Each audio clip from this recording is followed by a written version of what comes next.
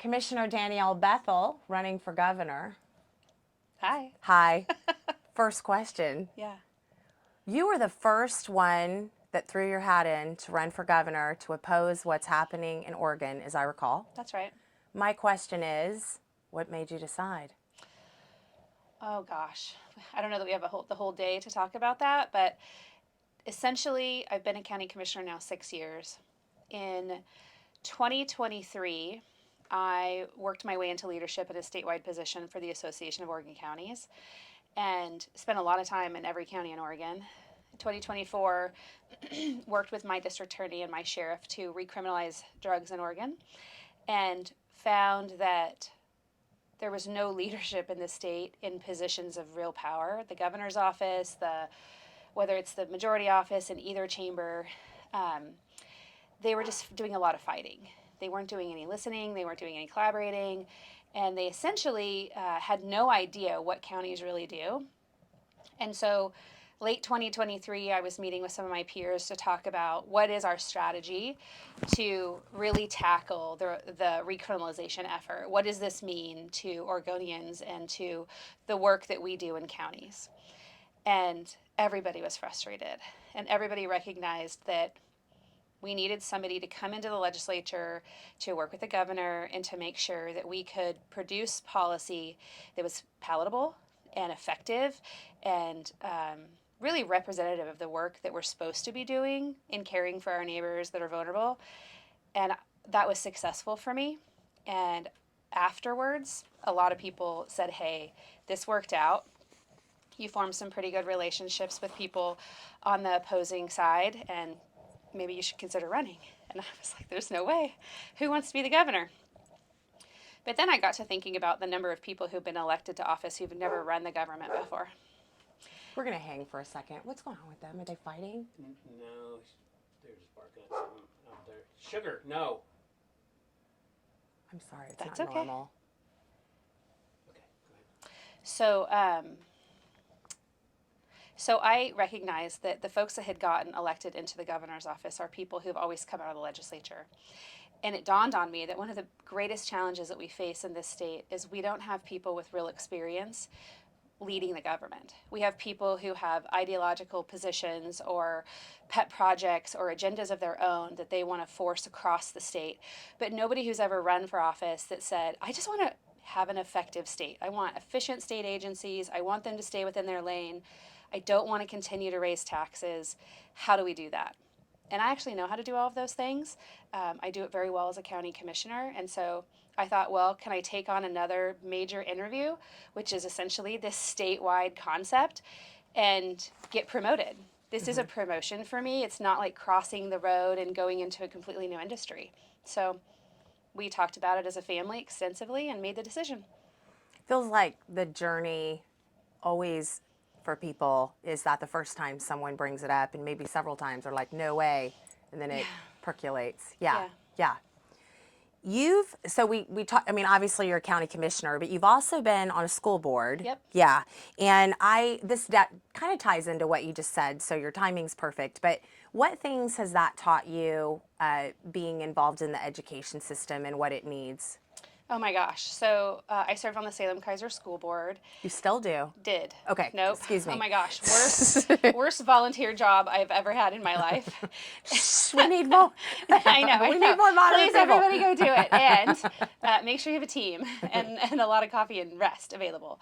I mean, I served during COVID. Yeah. And Black Lives Matter and this complete reform of the woke ideology being pushed into schools. I ran into the political space as a pissed off mom, which is, I think, what generates a lot of people to get into public service is they feel unheard, they feel oppressed, they're just disenfranchised. And all those things were true for me. Yeah. And what I learned on the school board in Salem was there's no decisions being made locally, which is one of the most frustrating things that I think we need to understand and to pay attention to. Those are made through the governor, through the people she appoints. That's right. Yeah. Oregon Department of Education oversees everything. The Oregon Board of Education is the tip of the spear. And of course, they're all, as you said, they're at the whim of the governor because she's now the state superintendent of education. Oregon predominantly generates most of its own curriculum. It's difficult to gain access to. There's no community in our classrooms anymore. If you live in a small rural or frontier community, it's more likely because there's less staff and less personnel. But in the urban populations, it's really run from the state down, and that's not effective, as we can see. And it's also not academic driven. Our education institutions, which are institutions now, are really about whatever ideology the governor feels is important, and how do we impose our impression on the young minds of the most moldable population in our state. And they've lost sight of academics. And they've, in my opinion, dumbed down access to success because we've removed all the standards across the education platform. I mean, I could talk about it for days, but Yeah, yeah. We can do it now if you want. Sure. I had heard, let me think about this. When we were at the Western Liberty Network Forum, yeah. and I heard you talk about the different, places, like I know exactly what I would do. Like we're going to get to that. Yeah. But now that we're on education, we can kind of talk Sure. about that from the governor level if you want to. Yeah. Yeah. So I really think that the superintendent of education should be somebody with an education degree and a license, that's been in a school, that's facilitated classrooms, that understands and has the evidence-based education on how a mind learns. We don't teach anymore in a classroom to the mind of a child. We teach to the community and the circumstances of a child. That's fundamentally different than how I was taught or how you were taught in school. While all those exterior factors and environmental factors matter to how a child performs, knowing how they think, how their brain processes, there's a science to it.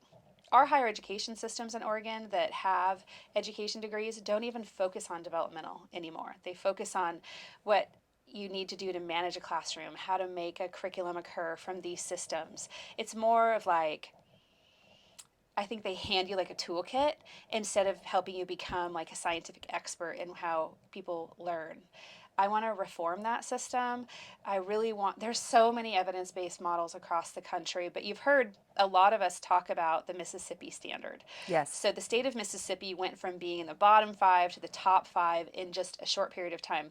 And short is like, 12 years. It took them a while to climb that ladder and get out of the ditch, but they did it. They created a plan, they made the investments, they had the buy-in, and they flipped entirely how their system and education is performing. We can do the same thing on that same model if we want to, but our structure and culture is a little different. So we have to modify it for, one, the standards that we have in this state and the investment that's behind it, but also just let the experts who I believe deserve a seat at the table come in and say, these things are important, and all of this on the perimeter needs to be present, but it should be partnered with. An example of that is most of our large school districts in the state have a one-size-fits-all model for the person. That means that we're taking the focus off of academics because we're expecting a classroom or a teacher to focus on every need that child has. Well, unless you're going to send that human adult to school to be a qualified mental health professional and, teach them some parenting skills and also a teacher, they're going to miss the mark because they're not a one size fits all. We need to force partnerships. Counties are the local mental health authority. They receive state dollars. They're the billable system of care. They should be partnering with school districts, in schools, out of schools, with parents, the full continuum to stabilize a child in a community and not force it on the teachers. And I can see how that model can work because I've been facilitating it in my county for 6 years. Yeah, yeah. So talk to me about, I'm sure education's one of them, but you can pick what you want. Talk to me about your kind of top 3 priorities. Yeah. And I guess, how do you solve them? And maybe we'll dig into them a little bit more. Okay. So I have a lot of priorities, but the top 3 for me is the economy, the behavioral health system of care, and education. The economy is really not that complicated to fix. I mean, there's a lot of different lanes that makes the economy drive and grow. We can talk about oppression of business and overregulation, or we can talk about the sales tax that nobody wants to call a sales tax and why that's causing problems in the state and really dampening down success. But ultimately, Which one are you? oh, the cat tax. Oh, the cat tax. Thank Yeah, you. yeah. Sorry. No, Right. it's okay. I just moved right by It's that. just jargon. Yeah. Yeah, but But it's, it's the businesses really taking the brunt, but they're passing it through. That's right. Yeah. Well, yesterday, as an example, I went to a local eatery in my community, and for the first time on the receipt, while the cat tax has been present, they're now charging the surcharge for the credit card transaction because everything is escalating in cost just to exist in Oregon, that these small mom pop shops can't Yeah. exist. And so, like, my order was $98, but by the time I was done and the total was present, it was $103. Well, as I was driving back to my house, I was thinking about the number of people that this business serves on a daily basis and the impact on their bottom line that they're taking with these particular costs that are taxes coming into them through the back door. Right. And then I was thinking about the number of staff that she has and the forced minimum wage at a certain rate and the forced, paid leave Oregon and the forced in retirement investment. It's just all compounding, and it's preventing people, one, from wanting to start business here, and it's also forcing them out. I don't know if you know this, before I was a commissioner, I ran a chamber of commerce. She just keeps going to the questions. Yeah, and I also know you're sorry. a business owner. No, it's fine. Okay. It's fine. Go ahead. Go ahead. I also own a small business. Yeah. Yeah. So back to the 3 priorities. No, it's okay. I think it's great. You're very intuitive. Okay, go ahead. The economy is more than just how businesses function or where they're placed or what their output is. It's also about our comfort and our desire to purchase and grow ourselves as individual in that space. How much money is coming into my pocket from this system that I'm participating in to help me reinvest into the community? One of the things that we should be talking more about is this decoupling concept from the federal tax code. I don't think that we'll get into a lot of details on that today, but I think it's important for the average Oregonian to understand how the economy is driven. And it's not always just from small businesses. We have a lot of industry and a lot of big business in this state that are now on pause going, do I stay here?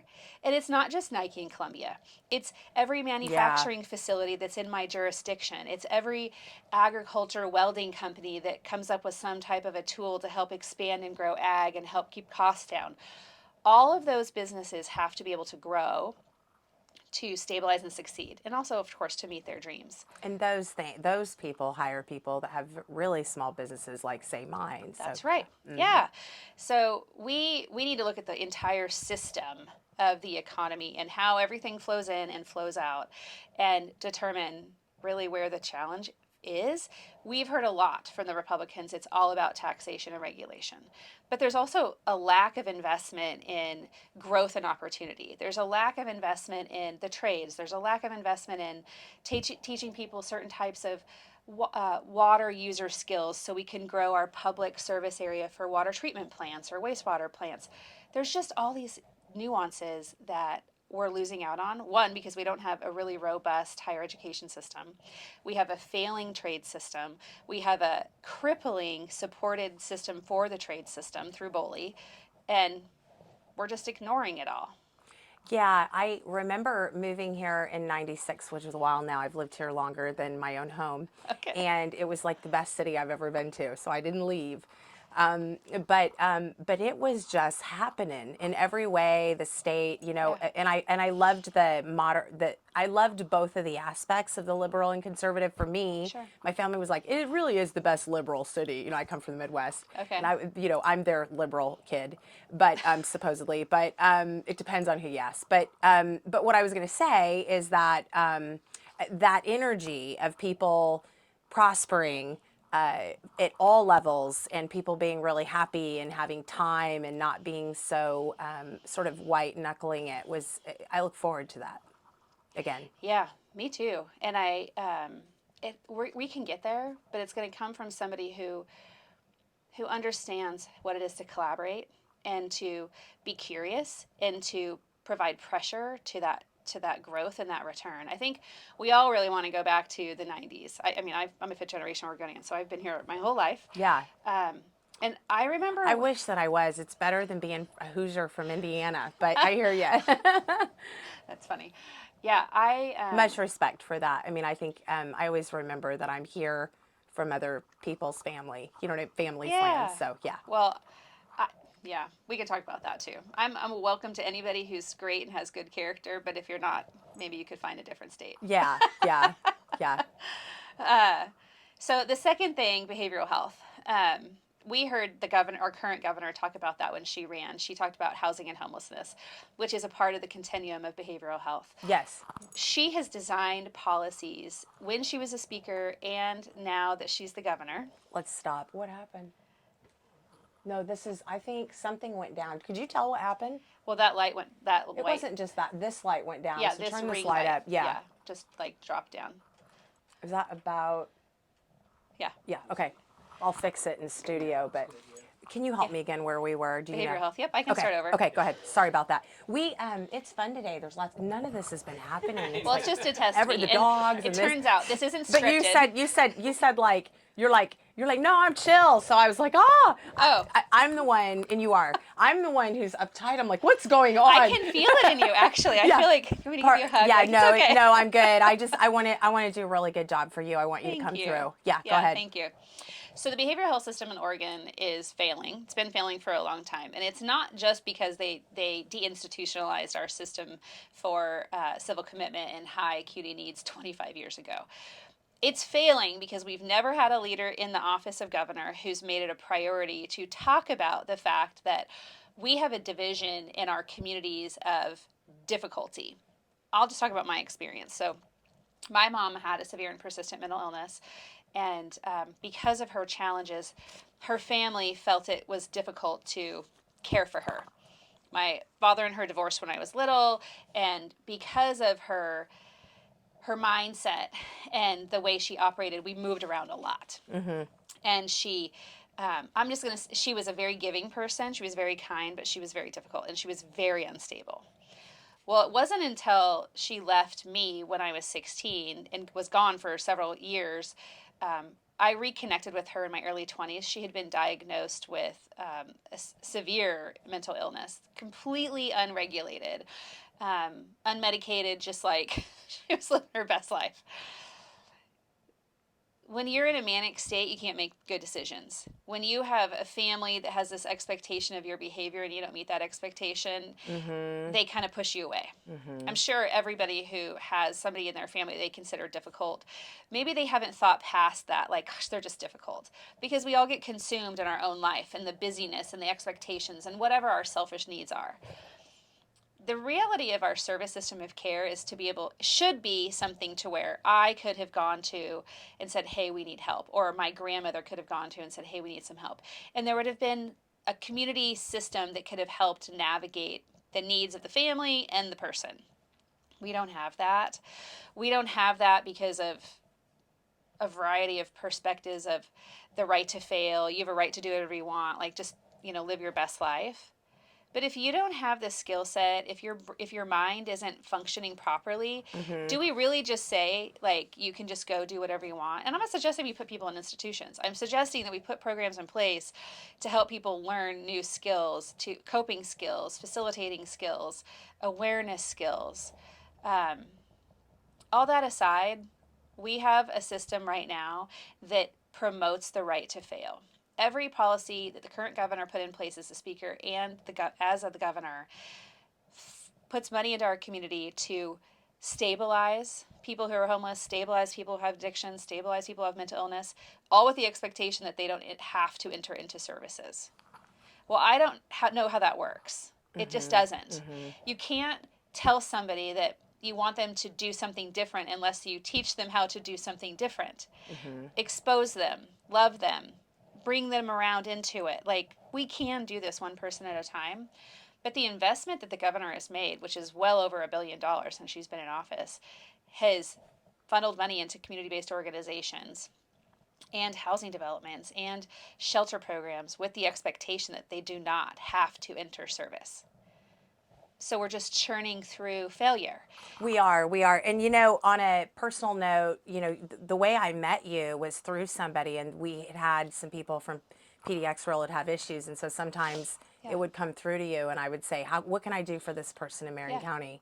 And it was always I was like, that lady really gets some things done. Because when you're out there trying to get things done, and of course, people like me and Kevin Dahlgren, and Kevin does even more of it than I do, but we know, we talk to a lot of people, so we have a lot of there's a lot of people that have been disappointed that don't fit within that I want to be taken care of forever, but I need help and an on-ramp. And you've been really, I mean, you were the first person that I felt like really got it. And I was Yeah. just like, why don't we have that in other counties? So, Well, yeah. it's a want.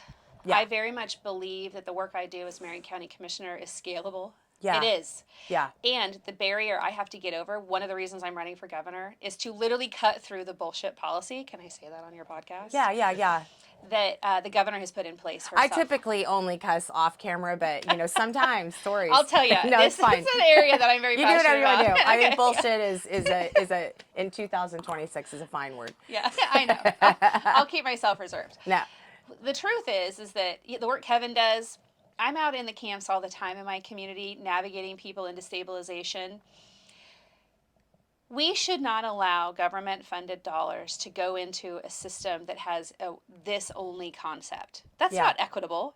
Yeah. That is dictatorship. Yeah. No person fits the outcome of one definition. None of us do. We're all very different.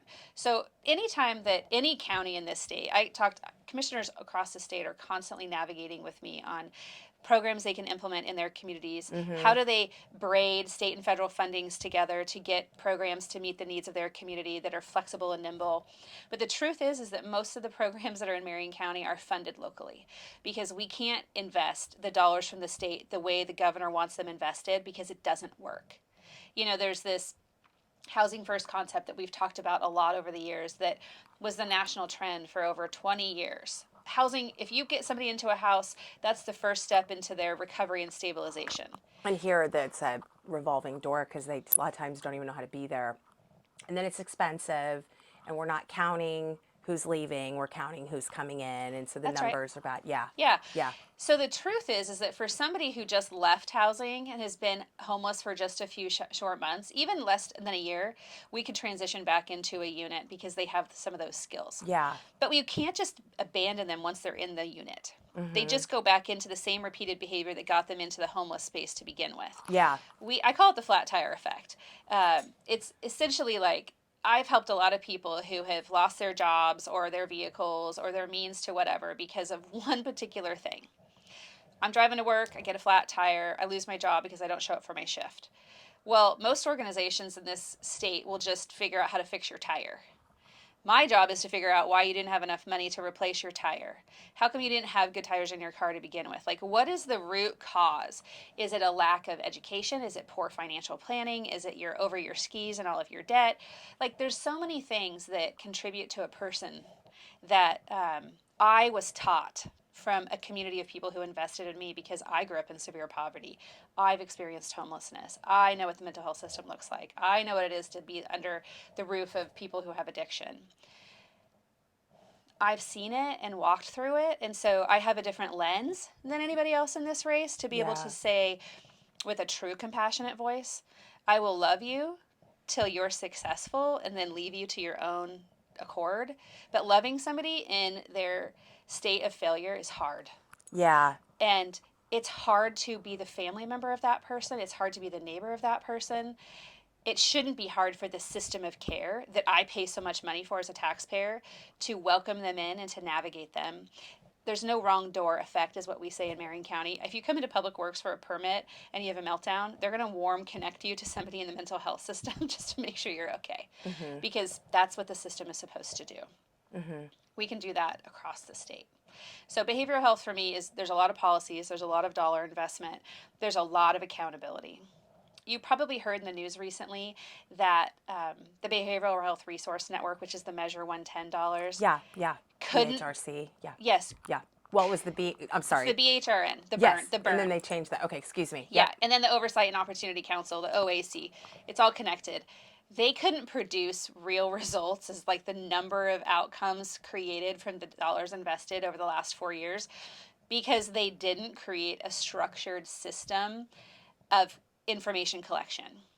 Only counties were held accountable for their investment of dollars and how we delivered those funds into the community because we have systems that are in place Yes. because of how we receive dollars. But hundreds of millions of dollars have crossed the streets in this state into community-based organizations that they can't tell you how many people they served, what the success rate is, what their challenge rate is, how they solve those challenges, and what their needs are. I interviewed Tony from 4Ds. Vezina. Yeah. Yeah. I was afraid to say his name on camera again okay. without asking again because I had to say, Tony, how do you Great pronounce guy. your name again? Yeah, Tony's great. Just this week, and they had a lot of people go down to Salem and different providers that maybe are downstream from him, and it was interesting to speak with them because he was saying in his case, he's like, we provide this, like in their case, Right. but it's sort of like the system wasn't prepared to, you know, take in the information we were giving them, and I completely know. So somebody, you know, the right people have to be in place to look at those pieces. It's not just the people, it's the system. Yeah. You know, I mean, we've heard, I mean, the In people my- need to apply a good system, whoever that is, you know. how about we just have a plan? Yeah. You know, I mean, everything here is in crisis and it's reactive. Yeah. But it turns out any entity in the state of Oregon could call a county. Yeah. Call me. And if you were to say to me, I have $1 billion and I'm going to set up an addiction treatment program, what does that look like? I could literally give you a cookie cutter model that applies all the requirements because we're required by law to have these requirements and systems in place. The Oregon Health Authority, which functions as the behavioral health system and addiction system. We live in that. We're, you say Oregon Health Authority, oh, but I remember people don't know what that is. Okay, go ahead, please. The Oregon Health Authority is my nemesis. Yeah, that's what I was like, oh, okay, go ahead. Yeah, it's the bane of my life as a county commissioner. It's the black hole of government money next to ODOT. The OHA system is supposed to be a conduit, a policy platform, and a distributor. They're competing with counties. They're trying to do the work at the state level for you and me in our neighborhoods, which is impossible to do because they're so far away. Yeah. Because they're trying to operate in a space of control, they're cutting off the feet of the people in our communities doing the community-based work, whether that's nonprofits, for-profits, or counties. And there's no relationship there. It's all adversarial. It's all, you will do what we tell you. And I can tell you that they learned the hard way recently that counties aren't going to be told what to do. There's law, there's statute that says what counties can and can't do. I led counties recently through a fight with the governor on the biggest contract counties receive, and the counties won. And it was a monumental task of educating people in this space at the state level of how the system is designed legally, not just because I want it that way. It's that way in law. The system needs to be reformed entirely. The Oregon Health Authority needs to be dissected. Things need to be shut down. Systems need to be scrutinized, and partnership must be required. Yeah, At the local level. I think for me too, on the Oregon Health Authority, they have so much influence, just power, and they're huge.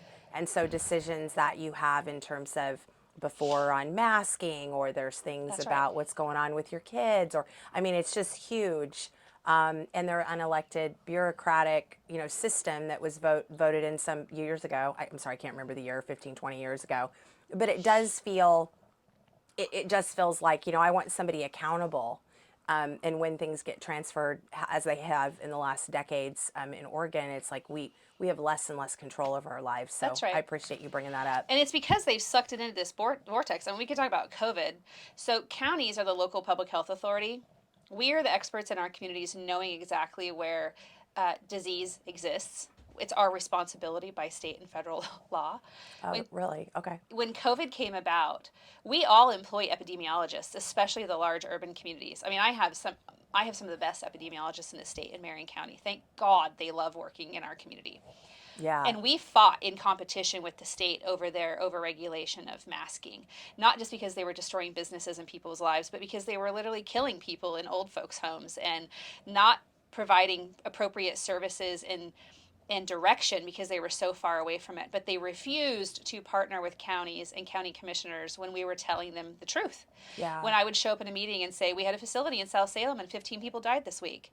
What are you going to do about that? Because you're in charge of it. You took it away from us. What are you doing? And they're like, oh, we're so overwhelmed. Really? Like, I should be the one in charge of that. My community should be holding me accountable at the local level. They see me at the Safeway, not the dictator that's at the top of that ivory tower downtown Salem. Yeah, a lot of us lost older relatives Yeah. to COVID, to the pandemic, but also it was sometimes like they, maybe had comorbidities or so forth. With my aunt, I'm still pretty shook up. The other side of Yeah. my family are just like, there's no point in you coming to the funeral, because I had to travel for it. It's just, it's really, it wasn't here in the state, but I'm Yeah. still devastated by it. I'm sorry that happened. Yeah, but I You're think not I think a alone, lot of though. us have that story. Yeah. Yeah, I mean, yeah, we can't go Yeah. backwards. We can go forwards, which is why I'm running for governor. Yeah, I understand. You know, I understand. like, I think it's good for people to know that you've fought in that, and I also want to say that I I think that it's brave in this series to have this conversation. Like, I've talked about a lot of different things with the candidates, but we haven't sort of talked about that. And I know I was pretty worked up in 2020 and after, and Yeah. there's some of us that were around pretty early, and I think people, it's good for them to know that that you're a fighter. Yeah. Well, I'll tell you, I'm fighting for people's rights. I'm not fighting for my rights to impose on you. When I became a commissioner in 2021, It's liberty.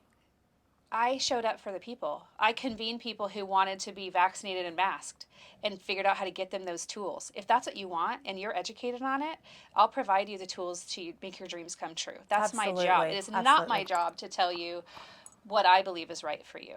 It is it's we didn't handle it well. And we Yeah. didn't handle it well in a lot of aspects of this country, not just here in Oregon. In Marion County, while I'm going to take criticism from all sides of the aisle, I know we handled it well because we were meeting daily. We were being responsive. We were present. We were talking to communities. There's 96 languages spoken in the Salem area. We have one of the most diverse cultures in the state in my county. When I was down there 2 days ago and we went to eat, I was like, Jeff, they have a lot of diversity down here because I haven't really, with the lunch. Yeah, it's pretty cool. When actually someone just was in my community recently and said, "Oh, we come to Portland for the food," and I was like, "Well, you should drive a little further south, and you're going to really find the food because we have such diversity. It's amazing." And those communities coming into our state and then into our country, frankly, and then to our state, trying to navigate our policy systems, we're terrified.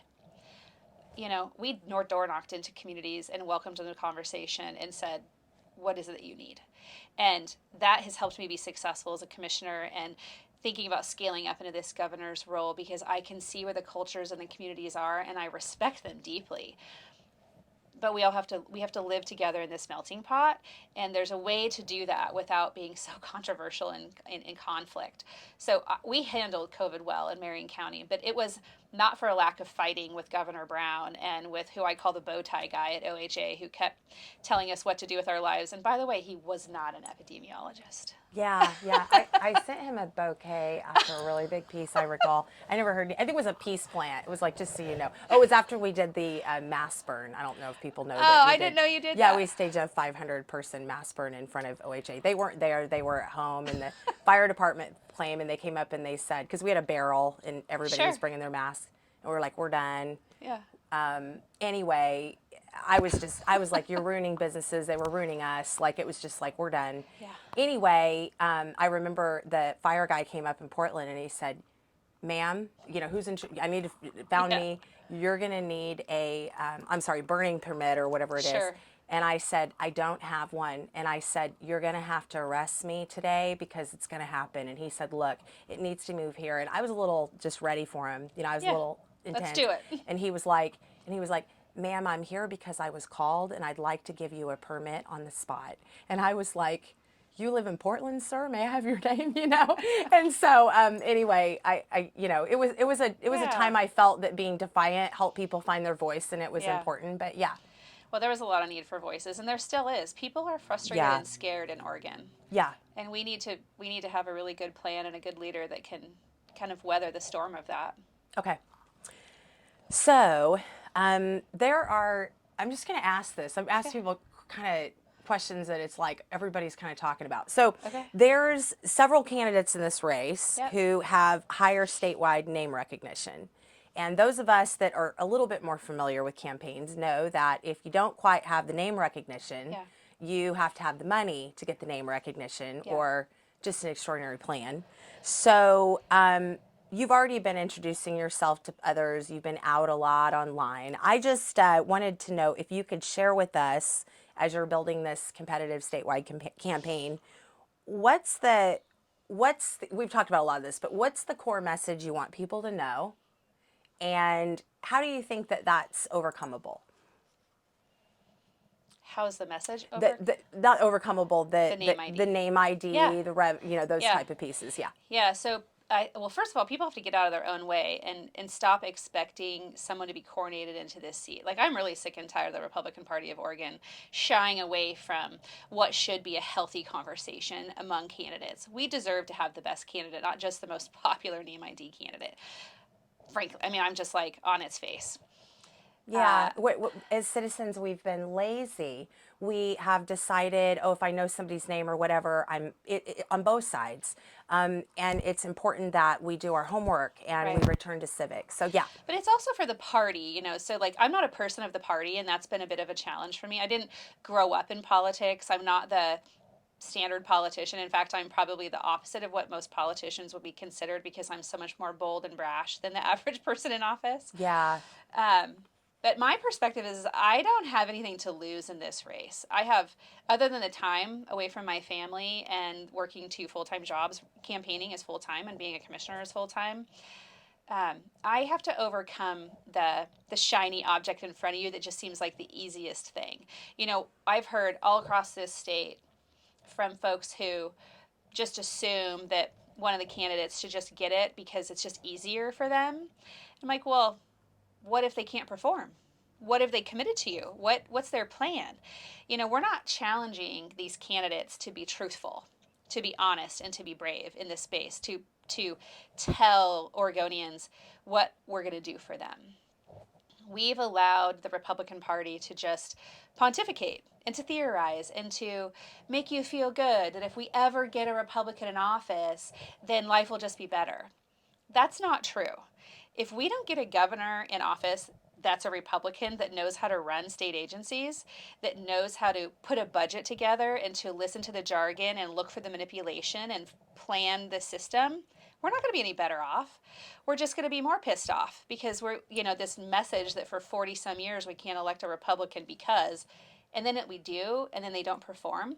My fear is that we elect somebody as a Republican into that office and they aren't prepared to do the job. And then what? Then this whole state is going to just be worse off because the Democrats are going to explode and, oh my gosh, I can hear the narrative now. And on the right, the Republicans, they're going to retreat further. They've already been retreating for 20 years because they have a particular area of their philosophy that's not being met or performed. We can say it's vote by mail or we can, whatever, pick a thing that they're always mad about. Yeah. And that's, they all have a right to all of that. But I'm the only candidate in this race that can actually talk about the system of government outside the marble building and actually perform the job of a governor on day one without the hyperbole of like, ooh, I'm the governor. I mean, yeah, it would be amazing for me to be the governor, like when I'm dead and somebody writes a book about me. But to be the governor today is going to be an impossibly difficult, emotionally challenging job that the candidate that steps in there needs to know what they're doing.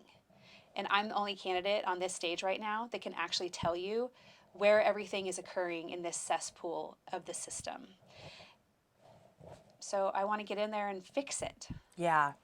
Great. Let's talk about first 100 days in office. Okay. Right? So how would you deal with, a supermajority in the Senate and House still there? Because you got that, and then you're governor. So it's like the first 100 days, like we talked about your priorities, but it's like execution, having people go, things are happening. Mm-hmm. Let's talk about what that would be for you.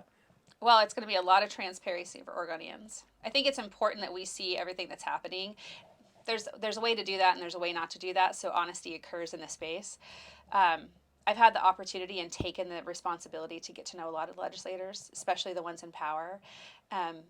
This might be an odd thing to say, but I actually really like them as human beings. Yeah. I do. I think they're wonderful human beings that... Yeah, the more I know who's down there, I like them. I don't always agree with everybody on either side, but I do. But, I do. There's some I really dislike. I tend to go over those sometimes. But, yeah, I agree with you. Well, I mean, that's the case in any large population, right? And, yes, there are some in the building, even on the Republican side, that I really don't like. Yeah. We just don't mesh in the personality world. But it's my responsibility as a leader to have a relationship with everybody that's elected. And be able to work with people that you may not like. Because I can work with 100%. anybody. Yeah. Yeah. Yeah. You know, we have to be adults about this. You know, the goal to being a good leader is understanding the origin and intent of a person. Why are they there and what do they want? What do they think they need to get to that goal? I think that a good leader is a good negotiator. You know, House Bill 4002, the recriminalization of hard drugs, was not everything I wanted as a county commissioner, as an Oregonian, as a daughter of an addict. And it is a step in the right direction. Sometimes you have to eat the apple one bite at a time, and that takes a concentrated effort of just relationship building. It'll be a loud message sent when we get a Republican elected in the governor's office to the legislature. The governor has a lot of power, veto power, you know, disruption power, the bully pulpit, which is a big deal that we've not had in a long time, my whole life. I'm going to use all the tools available to me to help Oregonians know who's where, what they're doing, why they're doing it, and what we're trying to do and who's in the way, and apply pressure. You know, I do this all the time as a county commissioner. I sit in my boardroom Wednesday mornings at 9 a.m. and I will poke the bear. I will call out legislators on camera. You know, it's like not like Channel 2 is covering my board meetings, but the local media is. And I'm in the media a lot saying, well, that senator over there made this decision and this is the outcome and it's going to cost you this. I think that's important information. I think the governor has to talk about that. So I'm going to just reform communication from the governor's office on day one, probably the day after I get elected, frankly, unless they let me have a nap. And then I'll go for the reform. But then I have some big policies I want to pull back through executive order. You know, I'm going to undo just about everything the governor has done since she's been in office around homelessness and housing because, frankly, she doesn't understand it and it's not working. I'm going to roll back big policies like the CFEC, the Climate Friendly Equitable Communities Plan that DLCD forced on cities through this their version of a state law. I'm going to take on the climate conversation, but from an energy lens. You know, we need to, of course, protect our climate. I want clean water and clean air, and I want to be able to live healthy in my environment. But I want to generate a plan on how does our state thrive with real resources that are renewable, and what are the and I know the answers to these questions, by the way, but what are the steps to getting to those systems that are clean, renewable energy for Oregon? And not just like when you turn your light switch on. Also, like when you travel around the state and go into communities for your tourism-related function. And what does a healthy road system look like? Or what does a healthy recreation space look like? There's just a lot of executive orders that have to come in order to pause some things that have been really harmful or will be harmful. And then there's several areas of the state agencies that I'm going to sit department heads down and have a hard conversation with. I'm not firing all department heads on day one. That's an ignorant decision to make because those people have been running these agencies, some just for the term of this governor, but some much longer. And the more you work in the agencies, you know, trying to get things done, I can't say that I have as much as you, but for stories I do. And there's a lot of really good people, and there's a lot of people who really want to do the right thing. Yeah. And I have no idea what their political persuasion is, and I think, or where they might lean, and those people need to stay. Yeah. The department heads, I mean, but if there's 5 of them, we just need to have 1. Yeah, and that's there true. are. And or they need to justify their job, right? You know, Right.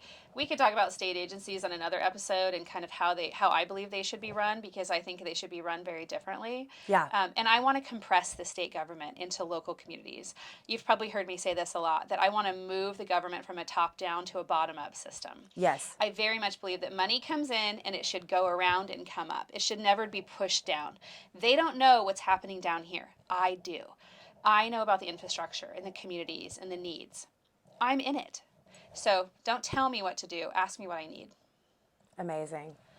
Danielle, Bethell,